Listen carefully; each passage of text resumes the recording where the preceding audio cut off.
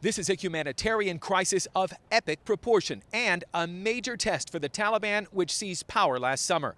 When President Biden pulled all U.S. forces, handing the country over to hardline Islamists, many international aid agencies also left, handicapping the response to the ailing Afghan people. An emergency rescue helicopter waits to evacuate injured Afghans as the wounded are carried to be airlifted. The death toll quickly grew to over 1,000, with over 1,500 injured when a powerful earthquake hit eastern Afghanistan Wednesday. Villagers dig through the rubble to retrieve the dead and free survivors trapped under flattened stone and mud brick homes. We ask the Islamic Emirate and the whole country to come forward and help us. We are with nothing and have nothing, not even a tent to live in.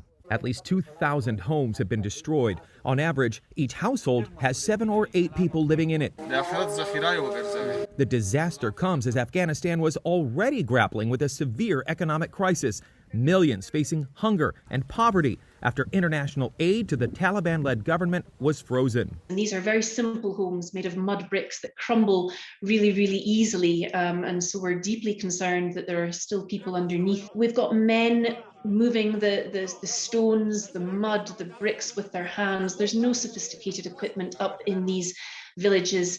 These are people who lived hand to mouth. Roads, which are rutted and difficult to travel in the best of circumstances, may have been damaged, and landslides from recent rains made access even more difficult.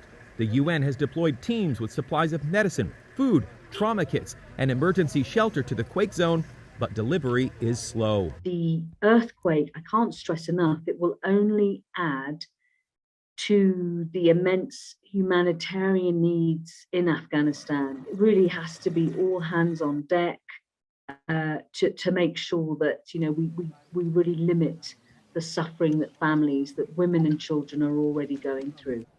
Before the Taliban takeover, 80% of Afghanistan's budget came from foreign assistance.